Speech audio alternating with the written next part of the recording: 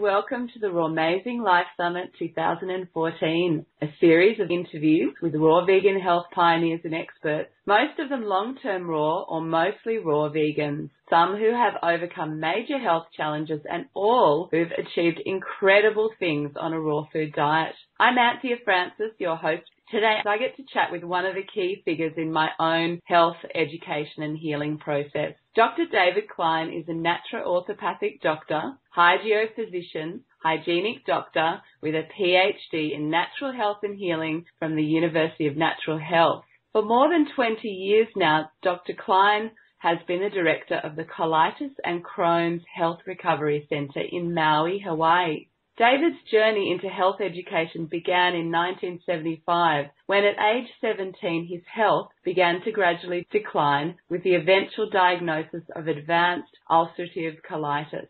He suffered through 8 tortuous years of colitis flare-ups and off and on drug therapy. By 26, life for Dave had become a dying hell, and conventional medicine and drug therapy only seemed to be making things a whole lot worse.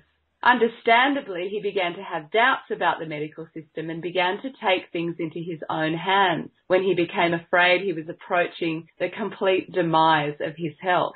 What David discovered about health has formed the basis of his holistic approach to healing, which is based upon the principles of natural hygiene. He has since counseled over 3,500 clients to vibrant health using the simple but not always easily achieved tenets of natural hygienic health. Dave has taught countless health and nutrition classes, has given lectures educating people about the body's natural healing capacities. Dr. Klein's own unique healing journey, his studies of many disciplines of health science, and his extensive professional experience have given him uncommon insight into the requirements of healing and health. With this insight, he is able to consistently guide people from disease to rejuvenation. Dave is also author of a number of books, Self-Healing Crohn's and Colitis, which I have to say helped me immensely in my own recovery from irritable bowel syndrome, and The Vibrant Diet, to name a few, and is also editor of Vibrance magazine, formerly known as Living Nutrition, the world's most read raw food lifestyle magazine. In the last decade, he has led Raw Passion seminars and co-produced Raw Stock Health Festivals in Northern Carolina. Dr. Klein has thrived on a 100% raw vegan diet for more than 22 years now, and leading people to health independence is his absolute passion. So, David, welcome to the call and thanks for kicking us off today. Thank you, Anthea. That was quite a spine-chilling introduction. Thank you so much. It was actually in Northern California, not North Carolina, where we did the Raw Stock Festival. Okay, thanks for correct. Start by telling us about your experience being sick and why you got so ill in the first place. I was born into this modern, fast-paced junk food world with standard American dietary habits. About 95% of my diet was not even food. It was overly processed, unnatural junk, which everybody understands now is pretty terrible. It's disease-causing, toxic fare, which it's amazing how people can survive on it. I was a teenager eating all kinds of barbecued meat, preserved meats, and junk food. And an intense, serious young man, and about age 17, it all caught up with me. Started getting nervousness, started going downhill with my vitality, and I was nervous about going off to college. I was choosing to go to engineering school, and life was just getting really serious and intense, it seemed, for a sensitive, serious, introvert kind of person. And my health started fading. I started getting fatigue. In the winter of my senior year in high school, my complexion went pale, my hair started falling out, and all of a sudden I just lost all my stamina. I couldn't play sports with my friends without getting worn out after 5 minutes, and that was tough because I was a pretty athletic guy. So then diarrhea started, and doctor gave me medicine. That didn't help. Then he looked at my colon, which is a totally horrifying experience, and he saw inflammation there. And I turned about age 18 in the winter of beginning of 1996 and spent my birthday in a hospital with prednisone treatments because I had ulcerative colitis. My colon was inflamed from all the toxic rubbish in my diet, and it was just an incredibly traumatic thing to be a sick person in hospital at age 18 when all my friends are running around and enjoying senior year in high school. Anyway, so what ensued were 8 horrible years of ulcerative colitis flare-ups off and on, medications off and on. The prednisone I took caused, it was brain damage. I could barely think, and my memory was gone. It burned out my adrenal glands. And I was a sickly person for 8 years, and it was traumatic and difficult. I dragged myself through 5 years of engineering school in Boston, then 3 years of engineering work. After the third year, I was a stressed out wreck, running to the toilet all the time, medicines, eating terrible foods. Then I got a big hint about diet. Commercials for brand cereal started coming out on TV about how fiber is good for your colon. That made no sense to me because mine was all raw and irritated and bleeding. I was going to the toilet all the time. But it makes sense that our diet has something to do with our health. I went to 7 gastroenterologists throughout my illness, from New Jersey to New York City to Boston, and they all told me that diet has nothing to do with my bleeding, erupting bowels. Isn't that unbelievable, Anthea? So they were just totally clueless about health, and all they had to offer was medicines, and if that didn't work, eventually surgery. In the last year of my illness, 1984, the gastroenterologist in Manhattan said, Dave, it's either time to cut out your colon or try a drug called 6-mercaptopurine, which is now, you've probably been seeing TV ads for Humira, the drug which knocks out your immune system. So they wanted me to be one of the first victims to try this drug, and the whole thing seemed insane to me. Earlier that year, I went to see a natural nutrition doctor, Dr. Lawrence Gallant, who I just received an email from Lawrence. 30 years later, he's still my savior. He introduced me to the world of natural hygiene, self-healing principles, healing without medications, which were taught to be useless, just poisons, and eating our natural biological diet, fruits and veggies with proper food combining. I rejected the information when he first gave it to me earlier in the year, but I started studying information on natural hygiene, reading amazing testimonials, took a look at Dr. Shelton's writings a bit, and started cleaning up my diet, going to health food stores and eating healthier snacks and letting go of red meat. But the inflammation, the flare-ups of the colitis didn't go away. So the doctor gave me the prognosis, it's time to either cut up my colon or try that crazy drug. And that's when I snapped. I realized I was going to probably be dead by the end of the year because I was an absolute wreck. I couldn't go anywhere. I'd been fired from my engineering job. I was just home rested with my parents, giving myself injections of ACTH, corticosteroid into my thigh and getting absolutely nowhere. So after the doctor gave me that prognosis, the wheels in my rusty brain started turning, and I really figured this thing out for myself, or else I was not going to live much longer. I had all the natural hygiene information in my hands. I had Dr. Lawrence Gallant just a phone call away. He was based in Staten Island, New York. And one night when I was pondering, I was reading all this natural hygiene information about how the only way to create health is to go back to nature, eat the natural, original diet which humans evolved on, originally designed to eat. And it all made sense. It was like a big epiphany. I understood to let go of all the thoughts and beliefs, habits I had about treating my body with medicine, going to doctors, and eating the natural biological diet, break free from the mold of everything that my friends or family were doing. And the only person I knew in the world who was doing this diet that I'd ever met was Lawrence, who was super healthy looking, and totally changed everything. I understood that if I did this, my body would heal up gratefully, and I would be set free of illness from this colitis and toxemia. And I figured it all out that one night with that blinding flash of inspiration, insight, and I was healed. I knew exactly what to do, how to do it, because all the information was there on the proper foods and food combining, and how to start off with a very high water content diet. And the next morning I bolted out of bed, I started juicing, I tore the pages out of the phone book with the doctor's names. I was never going to call them again. And I started doing smoothies the first 3 days. On the third day, I started coming back to life after being a zombie who couldn't feel anything. My gut started feeling soothed, and I was overflowing with joy. I had found the answer to my problems. And my family thought I had gone bananas. My next-door neighbor, who was my buddy, likewise, and I'd set myself free. I got onto a diet of fruits and veggies, some salads after a while, and some steamed sweet potato squashes and veggies. I was eating foods I'd never eaten in my entire life, and 99% of my diet was raw and steamed sweet potato squashes and veggies, plus mostly fruit. So I eat a fruit-based diet, fruit all day, then the veggies for dinner, occasional nuts and seeds a little while later. And within 4 weeks, I healed up this bloody ulcerated colon they wanted to cut out, and my whole life changed. I wanted to tell the whole darn world about it, and 30 years later, here I am doing the same thing, telling everybody about it. Wow, that is amazing. 4 weeks it took. So that you started with smoothies, juices, and steamed tubers, is that right?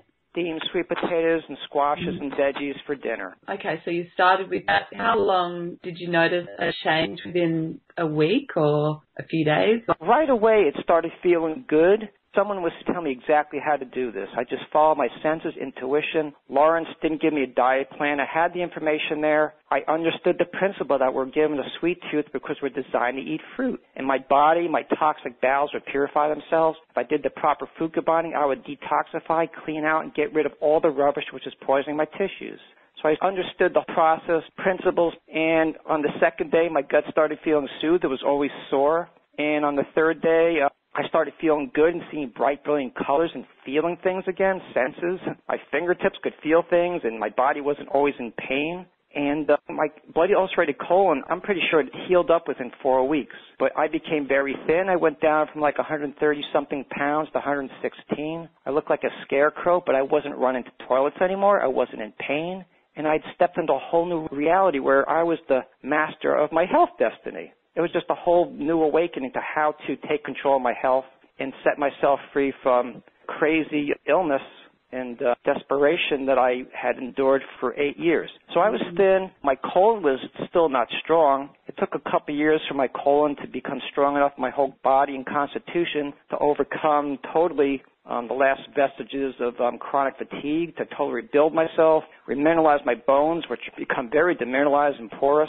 and to develop nonstop go-go vibrant energy. I'd gone from within 3 years to becoming like a corpse. I couldn't even stand to look at myself in the mirror, to becoming healthy and fit. And people, after 3, 4, 5 years, started telling me I was the healthiest person they ever saw, and just brought tears to my eyes. So I had to rebuild my health, and it was a process. I didn't get instant superhero health within 4 weeks. The first year or two, my health was not great compared to people who were running around with a lot of energy. I was clean inside, but it took years to build up my level of vitality and fitness and endurance and to regain the weight. I gained back a couple pounds each of the first few years.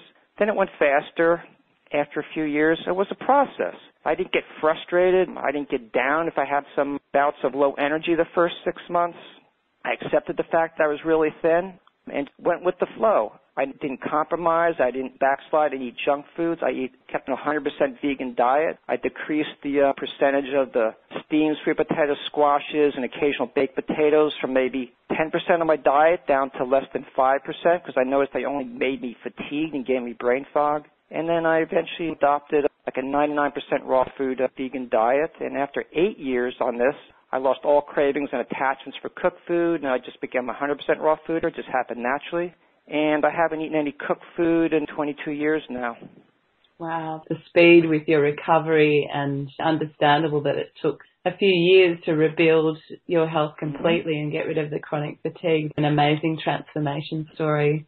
Dave, many people like yourself and me, we've come to raw foods with pretty extreme health problems. But for people who think that their diet's good, pretty healthy, and that they feel all right, do you think it's sustainable over the long term for most normal, healthy people? For people who are eating a standard diet or people eating a raw food diet? Yeah, people who come to this diet from a standard diet, do you think it's sustainable for people over the long term?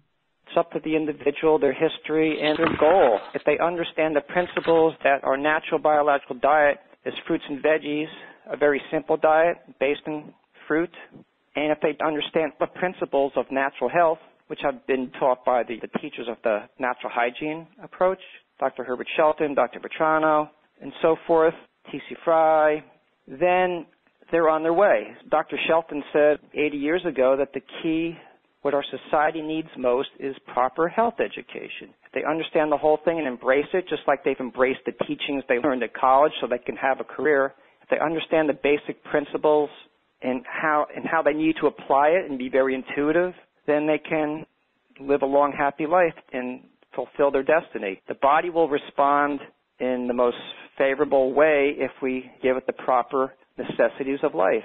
And modern living is not easy, but the biggest mistake humanity makes is the way we eat, because just about everybody, about 99 out of 100 gulps of food people eat is poison. So, yeah, we're here because this is a raw food summit, and health is obviously not all about diet, but the biggest mistake, the biggest habit society has to undo is to reform their diet, because we're all eating wrong. So if people learn how to do it right, if they develop intuitive insight skills, if they learn all the proper guidelines of healthful eating, which your hosts are going to teach you, which I've been teaching for many years, which are in my books, and if they apply it in a holistic way and live a healthful lifestyle instead of a stressed-out lifestyle, and they fulfill the basic necessities of health, then it's not only sustainable, you can have your greatest longevity if you do it. It's up to the person's intention, their passion, and proper health education. Yeah. Do you think natural hygiene can be applied to all chronic diseases, cancer, diabetes, heart disease, autoimmune disease? If someone is in an advanced state of degenerative disease and they want to survive, then certainly there are some medical techniques which are going to help them along. So the application of natural hygiene is cooperating with nature, with the body's needs. So whether we call it natural hygiene or anything, we supply the body with the basic necessities of health. So do this regardless of the case. If they need some medicine, medical help to get them from point A to point B, then do that as long as it's conservative and not destructive and helps them on their way to being medically independent. Yeah, so natural hygiene, what made you sick was the food that you're eating. Talk about why fruits and vegetables and why not the conventional things that we eat usually, so meat, dairy, grains. Why do those things cause problems, in your opinion? Because the human organism is not designed to eat foods that are on the modern table. We're designed to eat a diet based on fruit. Fruits, when they're ripe and organic, they have no toxins in them. They give us the fuel we need to be active and mentally brilliant, vibrant, and they have the materials we need if they're grown in good, fertile soil with a broad spectrum of minerals. Vegetables are also important to diet. They give us additional minerals, phytonutrients, fiber, and help us feel balanced, and they're very important. Occasional nuts and seeds, especially if they're soaked, germinated seeds, are also beneficial. And we do stick within the 80-10-10 diet caloric-nutrient ratio, as Dr. Doug Graham teaches. If we eat our natural biological diet, we get the nutrients, all the nutrients we need, and all the blood tests will confirm this. It's been seen many times, over and over, in people who do this diet very well. We'll get the fuel we need for high performance, whatever we choose to do in life, and we'll establish a clean, alkaline environment. The foods which are not in our natural biological diet create acidity and toxemia and physical deterioration and degeneration. The acid-forming foods, if our diet is based on the acid-forming foods, which are not in our natural diet, we would not eat them in nature, which are grains, wheat, meat, dairy, fish, fowl, beans, we would not naturally eat. The acid-forming foods tear down our health. They create acidity, toxicity. We can't digest them. Our digestive organs are not designed to handle them, so they're going to decompose in our gut, create toxic situation, acidosis, and then our tissues will start breaking down, our arteries, capillaries will start getting clogged up. We'll end up with irritation, like you had with the IBS, which can escalate to inflammation, which is what I had with ulcerative colitis. And then diseases set in. And then if it gets more severe, it can culminate with cancer, where we've destroyed our cells' integrity to function normally. So it's a progression of disease, which is set up by eating foods which we can't digest and which will decompose, rot in our gut, putrefy, ferment, and constantly poison the organism. So the modern diet is not our natural biological diet. It just doesn't work. I was just thinking then, as you were talking about, a lot of people say we're carnivores, we're meant to eat meat, or we're omnivores. Talk a little bit about your understanding of digestion and why we're not either of those things. We start with physiology. So any health approach, anybody talking about health should not be talking about opinions, about modern medical approaches, herbal approaches, Ayurveda, naturopathy. We base things we're teaching on nature. Take a look at nature, because there's several million species of animals on this planet, and except for man and his domesticated pets, the dogs and cats, every one of them is eating their natural biological diet. And there are no stoves in nature, of course. They're in their natural habitat, or else they're on the roam looking for their natural foods, and their senses are designed to lead them to eat their natural foods in the unprocessed, uncooked state. Humans are far departed from that and have not been following their senses. And we can cook our food, we can flavor it, we can season it, condiment it, and do all kinds of fancy things to it. Raw food recipes with 10 ingredients, that's not a wonderful thing. It's no longer any kind of food which nature provided, and we're not going to get the best results. It's just not going to digest, and it's going to get us into disordered eating. We're going to go back and forth with the salt, sugar, starch pendulum and fat pendulum, and just totally get departed from our natural basic diet. The way to test this out is to try a simple diet of monofoods. Just try a meal of apples, bananas for a meal and see what happens. It'll be a whole new experience for most people to get away from all kinds of fancy, complex, processed foods. Even raw fooders are just overindulging all kinds of recipes. Go on Facebook, you see someone posts a delicious dish of something which doesn't look like anything that would drop off a tree, and a lot of people chime in, ooh, can I have the recipe? And then the recipe is full of about 5 or 10 things which are not actually foods, are not edible, and the end product doesn't taste anything like nature provided. So people get lost along the way. Dave, I'm assuming when you're talking about the list of 10 ingredients and a number of those not being what we're designed to eat, I'm assuming you're talking about oils and things like that, but do you want to elaborate on that? A perfect food, which is full of thousands of nutrients, would be an apple, or a banana, or a pear, or a watermelon, or chomp on some lettuce or celery. When you see a recipe that's got nuts and dates and cardamom and cinnamon and sea salt, what are we making? All those ingredients are irritants. They irritate the mucous linings of our alimentary canal. If we overindulge in those things are sitting around in our stomach for hours and our bowels.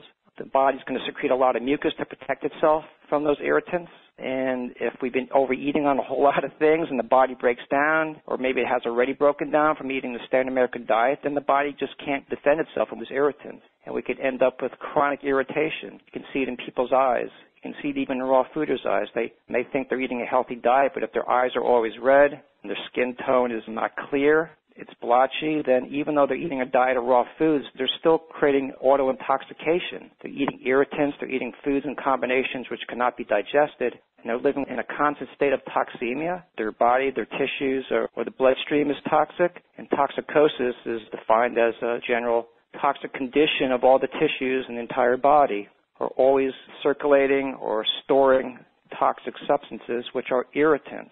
So when we get into that state, our health, our mental awareness, our vitality, our mental functions decline, and our health level becomes degraded. So learn how to eat the diet which purifies our body, enables us to have vibrant, expansive, clear mind, and to experience the higher joys in life.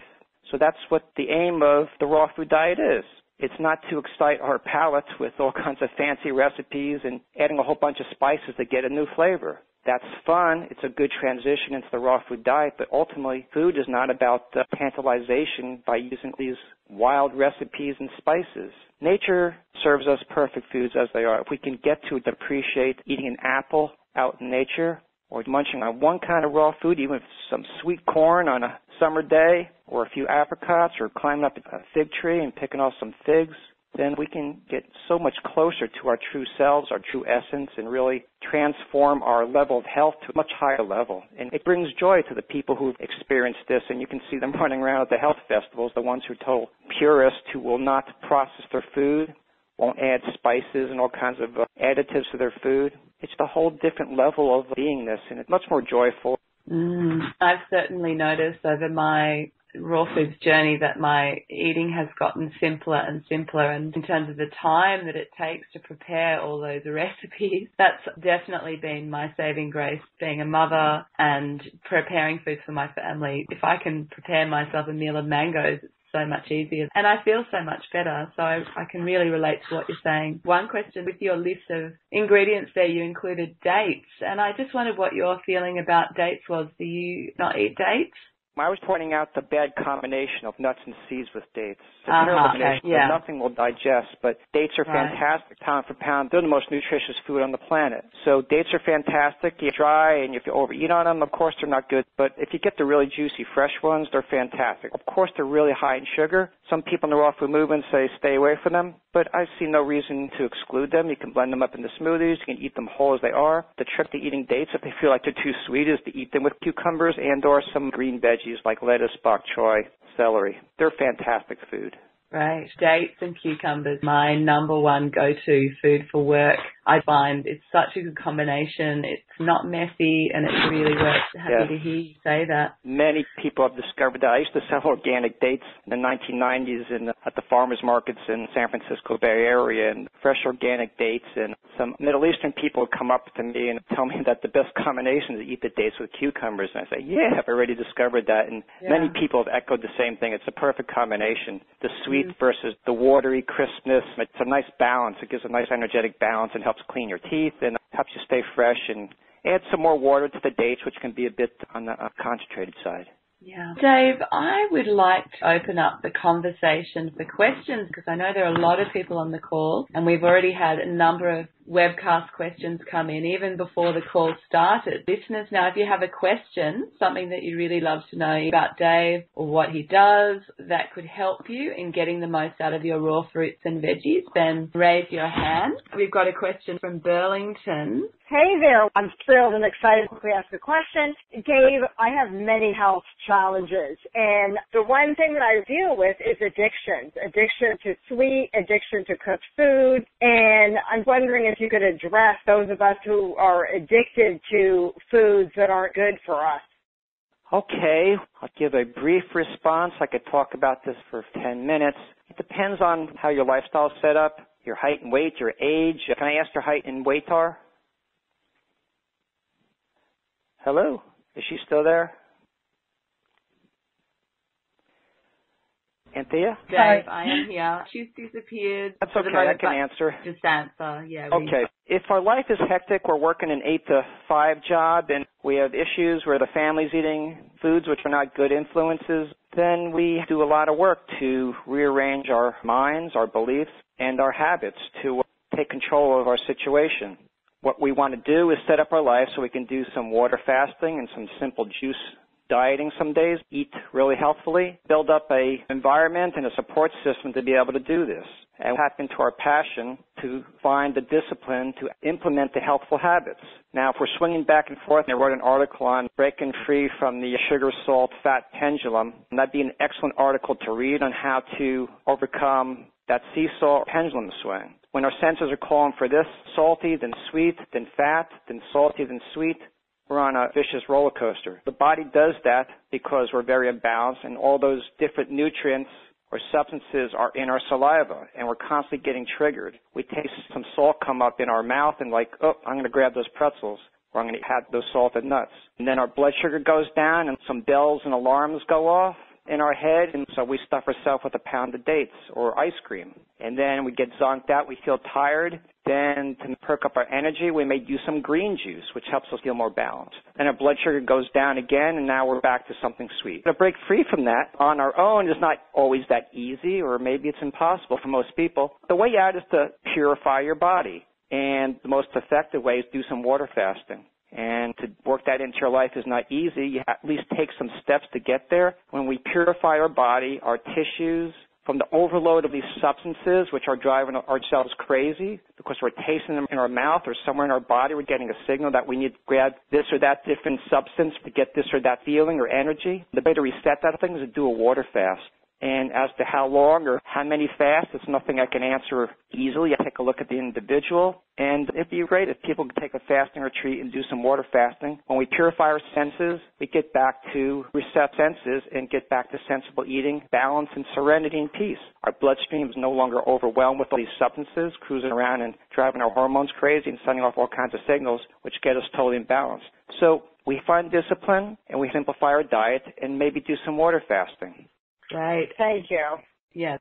Anthea, can I mention a book for this? It's called The Fasting and Eating for Mind-Body Purification. Look, I can really relate to your journey. It's taken me a long time to work through addictions, and I concur with what you're saying, Dave, about salt. I find if I start adding salt, then that leads to eating all sorts of foods I don't want to be eating, and I found that simply by staying away from salt and staying away from wheat as well, as soon as I let wheat into my world, then I lose control. So there are foods that are particularly addicting.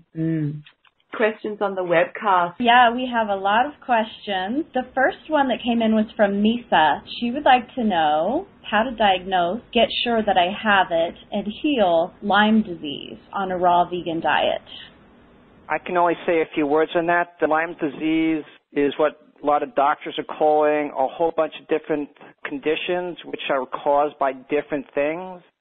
So a diagnosis can actually be the worst thing that ever happens to you. Dr. Shelton wrote, giving diseases names is folly. It's hard for most people to grasp this concept. They think it's old school. It's not even true that all diseases stem from toxemia. There's only one disease. It's a unified disease, and it starts, like Dr. Tilden wrote in his book, Toxemia Explained, it starts with toxemia. And toxemia only comes to us after the body's been innervated to the point where it can't expel the toxins which have been injected or entered the body through other means. So whether this so-called diagnosis of Lyme's disease comes from a deer tick bite or from some other thing, could be from some medication use or general toxemia, I would avoid trying to get a diagnosis. I would definitely not seek a diagnosis to confirm whether you got a Lyme's disease or not. If you knew you're out where there's deers and a deer tick bit you, regardless of whether it's from a deer tick or anything else, your body has been overloaded with some kind of toxin, or it could be the tipping point of eating a toxic diet your entire life, then something else entered your body which triggered an illness crisis. So basically, the way to heal disease is to furnish the necessities of health. Rest, pure air, pure water. And if someone is a candidate for fasting, then a water fast will help. So I would not be running to doctors to try to get a diagnosis of Lyme's disease. It could lead you down a rabbit's hole. To heal it, read some basic books on natural hygiene. Read about water fasting. Not everybody's a candidate for fasting. It's not a cure, but it is appropriate for some people to help them detoxify and get all the toxic and enervating influences out of your life. Running around through life and working 8-to-5 job all the time and being busy all weekends is not a thing to do to heal any illness. You have the so-called natural hygiene diet of fruits and veggies, proper food combining. That's not going to heal you. These foods have no curative powers. It's going to lighten our toxic load on the system and free up some energy for the body to deal with what a toxic causative agent is causing these so-called symptoms of Lyme disease. But basically, don't treat your disease. Don't get a diagnosis. Start getting into a healthful living routine. And if your body is sick, it needs rest. It doesn't need a medical diagnosis. Study some of Dr. Shelton's books. There's other books by other authors in this program who have other books they would recommend, and understand the principles of physiology, and don't get into the medical trap of treating diseases. And don't get into their fear-mongering about, oh, you got this or that virus. You're not going to overcome the disease by worrying about that. You're going to overcome it by resting, detoxifying, and eating a purifying diet, and getting exercise and sunshine and all those things. Dave, are you saying that if your body was free of toxemia and you were eating a correct diet, that if you got bitten by a tick, that your body naturally fight it off? Absolutely. The so-called immune system, which is misnamed, I call it our defense system. If it has vigorous vitality, you may get a red swelling there, the phagocytes, the T cells, the body will send enzymes there, proteins, the defense system to break down those toxins so that the body can eliminate it. Rest, fast on water for 24 hours, and that red spot will probably be gone. The body has a defense system, and it's worked for millions of years. And if someone is toxic, they're stressed, they're not getting enough sleep, then yeah, this can have a domino effect, and people can get really sick and tired and fatigued and think that they got to treat this deer tick bite with antibiotics, and which is just nothing more than poison, like insecticide or herbicide, and that's going to lead them down into an early grave. Not great. Your response is great. Our next question from Christina. Has there been any documented evidence that a raw vegan diet has been responsible for correcting vision problems, i.e. astigmatism? I've been wearing glasses since elementary school. I'm 41. I'm 90% on the raw diet. Thank you. Astigmatism. As far as I understand, I have some experience with this because in the early 2000s, last decade, when the internet took off and these raw fooders were developing raw food-based businesses, and I was like peering at the computer screen for hours on end and squinting and straining my eyes because I didn't have a good screen back then, and writing a lot, and I was on a lot of forums, my perfect eye vision started getting terrible. And I started getting tension above where my eyebrows are, and I couldn't read close newsprint anymore. I couldn't read up-close books very well, and I was creating astigmatism, I believe. So I went to an optometrist, which is nothing I wanted to do, and his exam showed me that the shape of my eyeballs went from being round to be shaped like footballs, okay? So they were oblong. American football. In Australia, if they're like oblong also, oval instead of round. So when that happens, you're messing up the focal point of the way the lens focuses what it takes in onto the back of the eyeball, the retina. Correct me if my physiology of the eyeball is incorrect. I'm not really sure about that. The ability of the eye to focus becomes distorted and impaired because the shape of the lens, the whole apparatus, has been distorted. It's been warped. So eyeglasses, which the doctor prescribed, they don't work. I tried it for a little bit. And then I talked to a natural hygiene doctor, Dr. Doug Graham. He said, Dave, you don't need eyeglasses. You need to take Esther Van der Werf's course on natural eye vision care, which she based on Dr. Bates. Dr. Bates was the great natural vision restoration teacher, medical doctor from the early part of last century. So my eyeballs were distorted because the tension I was creating or I was directing into the muscles around my eyes, I was squinting to form my eyeballs. So the Bates method teaches us not eye exercises to exercise our eyes, but teaches us how to relax our eyes. So we're no longer straining and peering and distorting our eyeballs with muscular tension, which are squeezing the eyeballs. So raw food is going to improve our vision. We're going to see bright, brilliant colors. We're going to have better nerve impulses. And if you're doing a low-fat raw vegan diet with no more than 10% of your calories from fat, you'll have a chance at excellent vision. You can restore your vision, I think, in most cases. Why? Because I did it. So my vision for a few years, even after I started doing the eye training methods, I don't want to call them exercises because I wasn't actually exercising my eyes. Basically, the methods that I learned from Esther's book, which she learned from Dr. Bates and wherever else, is to relax the eyes, to let the eyeballs swing back and forth as you're reading lines of text, and to never peer and stare and get intense when you're looking at anything. So I used to stare intensely because I was seeing all these pixels and I couldn't figure out what letters I was looking at. And I got a bigger computer screen, which helped, because looking at a tiny screen will destroy almost anybody's eyes if you're working at the computer most of the time. So I got a bigger screen, and I learned to relax my eyes and to gaze around the room and not be intense. When I was intense about something I was reading, and I'd be peering and staring at something, I would notice that my eyes and my face were becoming distorted because I was putting a lot of tension in there, which was warping my eyeballs. So I started relaxing my eyes. And after a few years, my eye vision improved from being pretty terrible back to 90% normal.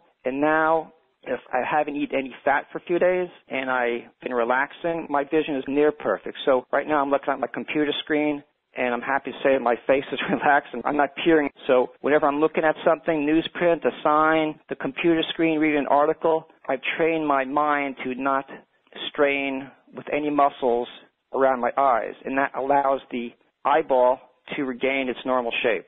The body will heal and restore distorted or misshapen organs if you treat it properly. So I think there's hope for about everybody in that regard. Fantastic advice, Dave, and hopefully that's answered your question on the webcast. We've got someone in Atlanta, and you're live now if you'd like to ask a question. Hello, thank you. Yes, I was diagnosed with multiple sclerosis back in 2008. And, of course, the doctor prescribed me a medication, Rebif, but I don't feel comfortable with taking medicine, so I stopped taking it on my own and have been trying my best to eat more vegetables and fruit. But, again, I'm in Georgia, and it's pretty hard to get those because it's costly. Do you know of any statistics they have with eating healthier while being diagnosed with multiple sclerosis? I've been given a few questions about people with those illnesses, and there isn't a lot of literature or really 100% success cases, but I think everybody will improve, and there's the potential to improve at least 80 to 90% for most people. If you really stick with it and make your life stress-free and move where you can get the fruits and veggies that are healthy, organic, then I would totally believe that I'm going to heal 100%. So multiple sclerosis is a result of toxins in the body. Pesticides, toxins, food preservatives, or just eating plain standard American diet foods, which is plain undigestible and just create a lot of toxemia on their own, even without any additives. So to become healthy, we purify the body. Most illnesses are illnesses of toxemia. So how do we heal that? We detoxify and eat a diet which keeps the body pure. That'll give the body the best chance to have the energy it needs to clear out the tissues of toxins, to regenerate healthier cells, and to build healthier structures if we give it proper exercise, rest, sunshine, and so forth. The health program is those basics, those 5 things I mentioned there, maybe a few others, but basically Don't get into the treatment trap. Don't get into the therapy trap. You can't cure a disease. A disease or expressions of the body's already been harmed, and you can't undo a disease condition by adding poisons to it. Drugs have no healing intelligence. They're not going to heal multiple sclerosis in a million years. It can't possibly happen. We have to get the toxins out, not put more toxins in. The disease symptoms can be palliated. They can be ameliorated. They can be decreased in intensity by using drugs. But that gets people nowhere. It enervates them further and increases their descent to their demise. So look into natural hygiene education. I just have a question on the multiple sclerosis disease. My understanding that there could be a B12 deficiency link with neurological diseases like that. Do you know anything about that? It's possible. Take a look at the underlying cause and say, okay, it's not just B12, so we have to take a look, step back further and say, why is there a B12 deficiency? B12 is normally produced by specific bacteria in the gut and also in a few other places in the alimentary canal, but the body normally produces B12. We only need micrograms per year of B12 to function well. So if we're low in B12, it could be we're not getting enough organic food with cobalt or cobalamin, cobalt, which is the source of cobalamin, which enables the body to create intrinsic factor in the stomach and for the body to utilize any B12 that might be on food. And it could be also because our intestines are always toxic or inflamed, and then the bacteria, or we've used antibiotics, and there's no bacteria in the gut which will make the B12. Most of our B12, as I understand it, should be synthesized by specific bacteria in the colon or in the ileum, between the small intestine and the colon, for the most part, maybe not exclusively, to make the B12. So the body makes B12. We don't need a lot of it. If it's not making B12, we take a look at our diet, take a look at our past drug use, and start eating healthfully and get rest to let the body resolve that B12 deficiency. In the meantime, if someone's really low in B12, take a methylcobalamin, which is a B12 supplement, to overcome any bad symptoms. If you're low in B12, which can be confirmed by a UMMA test, urinary methylmalonic acid test, which people can get through Norman Clinical Lab in Ohio, to confirm if you're actually low in B12. And a B12 supplement can help correct that deficiency pretty quickly. In most cases, we don't want to recommend a supplement to correct deficiencies, but B12 is a really serious one, and it may take a long time to overcome that eating a really good raw food diet. So it's a choice people have to make. Using B12 supplement is one of the few ones most of us natural hygiene education docs would ever recommend. But, hey, if you've got neurological problems and you find out that you're low in B12 as confirmed by a UMMA test, the blood tests are not accurate at all, then, get some B12 in your system through some kind of a supplement because it's perilous to be low in B12. Very dangerous, So I hope that answers your question, caller. We have another question. This one's from Alma, and she says, why is protein such a big deal to non-vegans? Is it really that important and necessary? Every living substance, as far as I know, needs protein. It's part of our structure. It's part of the protoplasm, our cells, our tissues, so we need protein. But protein, it's been quite a bugaboo to the cause of health. And in a nutshell, why is that? There's a few reasons. And first one is because it's a powerful word, protein. It's like protein power, raw protein power. It blows people away. Muscles, protein. People associate muscles, power, strength, energy with protein. And these myths evolved maybe in the early part of the last century that if you're not getting meat, you're not getting protein. They didn't understand that fruits and veggies are protein. They didn't take a look at cows and gorillas, which are very strong and muscular, and they're eating grass, leaves, fruits, and they have stronger muscles than people eating meat. So, we need protein, but according to the research by Colin Campbell and Dr. Doug Graham, the 80-10 caloronutrient ratio is optimum, which means we only need 10% of our calories a day from protein. Dr. T.C. Fry and his research and writings said that we need 1/3 of the amount of protein that is recommended by the American authorities here. That used to be called the recommended dietary allowance or recommended daily allowance. And this is certainly true. We've been around a lot of raw fooders who thrive on fruits and veggies and rarely eat nuts and seeds. We don't need to bombard our body with protein. So the myths came around in the early part of last century because the cattle industry, the meat and dairy industry, meat, eggs, dairy, and people got weak when they didn't have these foods and they got sick. And then you eat some of these things and they're stimulating. They make you feel energetic and powerful again. So it was a simple association. People get weak after not having any meat for a few days. Maybe it's a situation where someone is poor or they're sick and they're convalescing, and then they have a hamburger, some steak, some chicken, and they feel energetic again. And why is that? Because of protein. That's the myth. It's not because of the protein. Yeah, we can get some calories from protein, but all of our cells run on a different fuel. Our cells run on one kind of fuel. It's called glucose, which comes from sugar, which can come from fruit. It can come from starchy foods like potatoes, grains, but all of our cells run on one kind of fuel. It's called glucose. And the best way to get that with the least energy expenditure, wear and tear, toxemia, is from simple carbs, fruit. Protein, no, it doesn't give us much energy. The body only uses protein for energy in an emergency situation. So it's a powerful word, protein, and people be brave enough to prove it for themselves. They don't need animal protein to have energy and fitness and stamina. And there's a lot of great examples in the world of vegan and vegetarian athletes who are high performers without eating those high protein foods. And there's people like Edwin Moses, Tony Fernandez, some really great, big, muscular Olympic or world-class athletes who've done fantastically on a vegan diet. When you were saying that, I was thinking Doug Graham has a fantastic analogy that he uses in his book, The 80-10-10 Diet, where he talks about if you're building a house, say you're building a brick house and you're getting deliveries for the bricks, and you build the house and then you keep getting deliveries for more bricks, there's going to be a problem. And I often think of that. I think it's a fantastic way of viewing protein.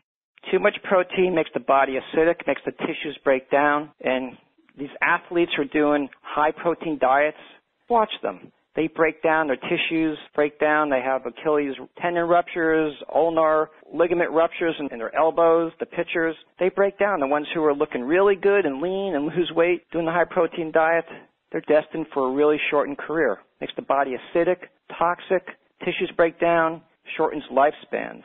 Doug used to say the sector of society with the highest incidence of cancer is the athletes in their late 20s and early 30s who are doing all these protein muscle supplements. The guys at the gym, you can smell them. They're eating way too much protein. It's all putrefying and acidifying them. And, yeah, they're pumping iron and building bulk, but their bodies are becoming incredibly acidic and toxic, and those are the ones who end up with the major killer diseases. We have a caller from Bakersfield in California. Okay. It's Rob. Hello. Hi, Rob. I have a question for Dr. David Klein. I have chronic fatigue symptoms, and I've been to many doctors over several years, and they've been unable to find out why I'm fatigued. You mentioned that disease comes from toxicity. I recently became vegan with an emphasis on raw. I have 14 mercury fillings. I've had them since I was a young boy for about 30 years. And do you think that these could be causing my problems? And if so, what do you recommend doing along with eating a raw food diet? Thank you. I wrote an article on 18 factors for overcoming chronic fatigue. When I started my health crusade, it was exactly 30 years ago this month. Back in New Jersey, I had about 6 mercury fillings. Pretty soon after I started this health crusade, I had my health awakening. I had them all taken out. I got them replaced with porcelain. The dentist said, Dave, these porcelain fillings, they're going to be pretty big. They're all going to break. They're going to leak. They're going to break, and they're going to all have to be replaced with crowns eventually. And I said, I don't care. I spent the money to get them all replaced, drilled out, no more mercury in my head. I don't know if I was imagining things or not, but my mind was clearer after I did all that, and even my jaw felt lighter. Could just be my imagination, but definitely my mind was clear. So some people, they have the mercury fillings taken out, and they get into even worse chronic fatigue because they say that the mercury got back into the system. All dentists are going to be sucking out every particle with a vacuum tube as they're drilling, so hopefully they get it all out. I would definitely go for it and get porcelain or gold crowns, which I eventually ended up doing, and also get trace mineral blood tests. Test to see if you're high in any toxic heavy metals. Living in Bakersfield, California, you're in the middle of the salad bowl there, and you got all kinds of dust and agrochems blowing around all over the place, and auto fumes. So I would move out closer to the coast. Further east you go, the more pollution is blowing your way. So I lived in Northern California for 20 years. I know it's better to be closer to the Pacific Ocean because you have less the eastward blowing winds coming from the Pacific Ocean. It'd be a lot cleaner than all the air, the atmosphere that's already in the salad bowl of California and blowing everything in the eastward direction. So get trace mineral tests. They're going to cost you $300 to $500 and test for all the heavy metals and pesticides to see if you're high in some really toxic things which could be dragging you down. And get that book I recommended on eating and fasting for mind-body purification, or get a book by Dr. Shelton on fasting, and go to Dr. Alan Goldheimer's True North Health. They're up in Santa Rosa, California. It's the best health center in the world. I sent many clients there. I fasted there a couple of times. It's saved my life more than once, many other people. You get supervised water fasting by Dr. Goldhammer. He's been doing it for 30 years. He's got the most successful fasting clinic in history, and he's got 2 medical doctors on board who totally understand natural hygiene. Purify your body, get away from the toxic atmosphere, and if you can get those mercury fillings replaced, that'll definitely help. And implement the stuff in my article, and I'll be glad to help you further. Thanks, Dave. So, Rob, I hope that helps to answer your question about chronic fatigue. We've got 30 questions. We won't be able to get to all of them. Whoa. Norma was wondering if you could give us again the name of that article you mentioned on the sugar-salt pendulum. It's in Vibrance Magazine, issue number 9. Click on back issues and look at Vibrance issue number 9, or might be number 8. It's about, you'll find it. It's an article I wrote on the fat, sugar, salt pendulum. I can look it up as we're speaking. Ask the next question. Yenny was wondering, she's transitioning into raw vegan now, but sometimes craves cooked food, especially the savory ones. How do you overcome craving for salt? Also, can you explain why there are many centuries in Okinawa, while they don't eat raw vegan, their diet consists of tofu, fish, grains, and sweet potatoes? How do you overcome salt addiction? With most issues, you need to do a substitute. Like with starch addiction, take steps. Stop eating bread and pasta and get on to steamed white potatoes as a transition. And if you end up eating sweet steamed white potatoes for the rest of your life because you're craving some starch, that's not such a bad thing. If you want to totally overcome starch addiction, do some water fasting or give time. Get a lot of exercise to increase your fitness level and your willpower, and keep on working at it. When it comes to salt, go cold turkey. Stop eating the stuff. Stop buying it. Stop eating recipes with it. If you want to do some water fasting, you're going to have some intense cravings for a few days. You can deal with that. If you don't want to do water fasting, just stop adding salt to things. After about 3 weeks, it may only take a few days for some people, you'll no longer crave the salt. We crave the salt because it's in our saliva. It's coming up in our saliva because our body tissues are saturated with it. We're tasting it. It's coming up from our stomach. It's in our mouth, and it's setting off a craving response. When we're eating salty foods, we're just craving that intense flavor. Stop eating that for 3 days. Eat plain, no condiments, no herbs, nothing that's going to change the flavor of the natural food, and you'll be able to overcome that salt craving. Lily was asking, is there anything I can do for very painful back and neck spasm? My life is so sad without exercise. I can give a general answer. I would never tell anybody this is what you have to do without taking a look at their health profile. I don't know what the age, height, or weight of this person is, if they have any physical limitations, what's going on. What does this person already tried? What is their diet like? So this person has back pain. Back spasms. Back spasms. Get a blood test and take a look at what the sodium and potassium levels in her body. People who are too low in sodium, they tend to have cramps and spasms and so forth. I would take a look at her waistline. Are her intestines packed with food matter, with digesta, with feces? Is that blocking up energy flow? Is it pressing against the nerves? Is she eating enough greens in her diet? Is she eating too much fat? What are the imbalances? What are the deficiencies as shown by a blood test? Has she gone to a chiropractor? Has a chiropractor identified some subluxations? Is she stiff in certain regions of her body? Does she need to do some stretching, do some yoga work, some proper posture work? So it's not something you can answer without getting a lot more information about what's going on with the person. But get a blood test and take a look and see if low sodium, and get more information on what the muscle tone, the posture is around this part of the body which is expressing the spasms. Dave, the second part of that question was about the Okinawans' diet of sweet potatoes and fish, and that they live long lives and they're not eating a raw vegan diet. Comment on that? A lot of island people, Asian people, are eating a simple diet with low processed foods based in starches and grains, and lightly processed, so maybe steamed fish, pretty good. The ones who are eating fried fish, I don't think they have a really good quality of life or good longevity, because fried oils are carcinogenic. And how many people in their 60s and 70s eating a diet with fried fish, tofu, beans, bean curd, salty fish broths? Maybe they're living to be 100, but are they in good quality of life? Do they have arthritis? Are they walking around stooped? Are they underweight? Or are they vibrant and full of vitality and vigor with strong muscles and bones? Age is just age. You have to take a look at the quality of life and the quality of their tissues, of their performance. Are they in good shape?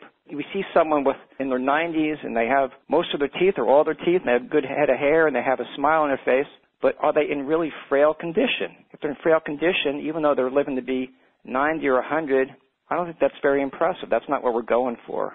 Their diet might be really low compared to American diet or Australian diet and in processed foods, and they may not have developed any major diseases, but maybe a lot of them really do have major disease. They got arthritis going on chronically, constipation, and their minds are not really vibrant anymore. So we take a look underneath the statistics, take a look at the quality of life and how well their body's performing. Great response. We've got time for a couple more questions before we wrap it up. Milia from Milwaukee is wondering if someone has candida, how would they start with the raw food diet that is revolving around fruit, since I've been told that sugars, no matter the source, would not help in getting rid of candidiasis. Fruit will help everybody overcome candida, but the key in the beginning is to eat a lot of greens. So a high proportion of greens in the diet. If you've got a sensitive bowel, like irritable bowel or colitis or Crohn's, no, you don't want to do a lot of raw roughage from greens. You need to be very careful, like a high proportion of juiced greens. But to eat a diet of like 90% fruit with candida, yeah, you're going to have some candida symptoms. It could be major. So let's start at the beginning, physiology. The body will have a clean bowel and a nice pH towards the alkaline with low waste if you eat the proper diet, 80-10-10, of mostly fruit, and you get enough exercise. And if you haven't been wiped out by antibiotics, you'll do great. If antibiotics have wrecked your bowel flora, and or if you're eating a high-fat diet with a lot of starchy, concentrated, mucus-forming foods, then your bowel's going to get clogged up, and you're going to have really slow bowel transit time. The food is not going to go through quickly. It's going to sit in the gut and ferment and putrefy and become a rotting compost heap, which is food for microorganisms. It's soil for microorganisms. And then the candida mold, the fungus, the microorganisms, the bacteria, the parasites, they're all going to have a feast in there, a nonstop feast. When we got candida, you've got mold growing in your gut because the poop is not moving through there very efficiently. So we want to eat a diet that's high in water content. It's got a good amount of fiber in it so that the body can have energy to have more vigorous peristalsis and move it through there, and so that everything you eat comes out within 24 hours or so. It's no longer hanging around there and breeding candida mold, fungus. So in the beginning, well, first, all microorganisms, as far as I know, especially candida, yeah, they need food to survive. They munch on fruit sugar. So if you have candida and you have a big bowl of watermelon or a slice of watermelon or some dates, which is probably a bad way to go. You don't want to have any concentrated dried fruit. That's going to feed the candida, and you're going to get the symptoms. You're going to feel lightheaded, foggy, brain fog kind of effects, and fatigue. So until your bowel's cleaned out and alkalized, you're going to have these effects. So everybody can correct candida by eating a diet of mostly fruit, but you have to have a lot of greens in it. And 100% raw diet is the way to do this. Greens, salads, and fruit. Dave, so eat the greens with the fruit. Add something to that as well, because I suffered from candida for years, and I've taken lots of antibiotics which had triggered the problem. And what I discovered was that it wasn't the sugar. Refined sugar is not great, but it wasn't the fruit sugar. It was the fat that I was consuming in my diet. And as soon as I went super low fat for the first month or so, I don't think I had any fats at all. I just kept it to fruit. My candida was gone within a couple of days, and it has never come back. It's been 3 years now I've not had a candida outbreak. And the only time I ever have, you know, like a slight twinge that I think, oh, it's when I've consumed too much fat. And my understanding is that too much fat in the diet coats all the cells of the body. It coats the insulin receptor cells, and it means that your blood sugar stays high. It means that sugars are circulating in the bloodstream. They can't get into the cells. Right. And then so the candida is there to save your life. It's there to eat that blood sugar in the blood, and that's when it's causing problems. So, yeah, for me, it was the fat. As soon as I let go of the fat, I had no problems. And I can eat dates. I can eat 2,000 calories of fruit a day, and I have no problems at all with candida. Most people can resolve candida within a week or so. Most of the symptoms by doing the fruit and veggie diet. Do a lot of greens. Juice your greens. Blend them in. Do green smoothies, which is fruit with greens, lettuce, celery, cucumber, kale, collards, and relax. Rest for a week as you're going through this. Don't try to overcome this or any illness while you're working full-time in the midst of life. If your body's sick, you need to rest and let your body heal itself. Let your body focus its energies on the healing. Some people have really stubborn cases of candida. And a lot of those people are in the same boat. They've taken a lot of tetracycline and other antibiotics earlier, even decades earlier. It's wipe out their cellular functions and their bowel flora. So raw food diet will help bring back the bowel flora. You don't need to overdose your body with tons of probiotics and all kinds of fermented junk, which is foods which are adding a lot of garbage and junk to your system, toxic acids. With stubborn cases of candida, keep at it. You do proper food combining, have a high proportion of greens in your diet, and keep on given the conditions for the body to sweep out the overgrowth of candida. Any lingering junk in the bowels has to be swept out, and maintain an alkaline body. And stop eating heavy, sludgy, fatty foods, because you eat a big lump of avocado, then your bowel transit time is going to go from 12 or 24 hours down to 2 or 3 days. So if all that food that digests is sitting in your intestines is moving along really slowly, then all that overgrowth of bacteria and mold, fungus, the candida is going to be feasting on that, and it can come back. So clean out, purify the body. Check out that book on fasting and eating for mind-body purification. It can be a lifesaver. It's a very simple book written by some masters on fasting and healthful eating to keep your body pure. I want to mention I did find that article I wrote. It's called Cutting the String to the Sugar Fat Salt Pendulum and Ceasing the Cravings Conundrum. It's a tongue twister. It's in Vibrance issue number 10. It's under the Healthful Eating with Dr. Dave section. Thanks, Dave. Let's have one more question. Why shouldn't we eat cooked veggies? What does cooked food do to our body? From Stephanie. Great question. Why shouldn't we? There's several people who have written books on this. You can get free information, articles on diet by Dr. T.C. Fry and a man named Wes Peterson on cooked food effects. And it'll give you a long list of the toxic, destructive, unhealthful effects of eating cooked food. In a nutshell, you're destroying the fiber, you're destroying most minerals, most vitamins. You're deaminating the minerals from their organic molecules, so they're just free-floating and become reduced back to their native state of rocks, which the body can't use. You're creating unnatural compounds, toxic compounds that the body is not designed to handle, which makes the body's defense system jump into action, causes leukocytosis. The body responds to these substances by sending in the so-called immune system, the defense system, I call it. These are unnatural chemicals that evolve when you heat foods. The higher the temperature, the more toxic, the more destructive. You're destructing vitamins and minerals and fiber. And you're changing the flavor. You get into disordered eating. And the higher the heat, the more toxic it becomes. If your food has starch in it, sugars, starches, fats in it, you're creating carcinogens. This has all been confirmed by a few different studies. This has all been confirmed by a few different studies. This has all been confirmed by a few different studies. This has all been confirmed by a few different studies. This has all been confirmed by a few different studies. This has all been confirmed by a few different studies. This has all been confirmed by a few different studies.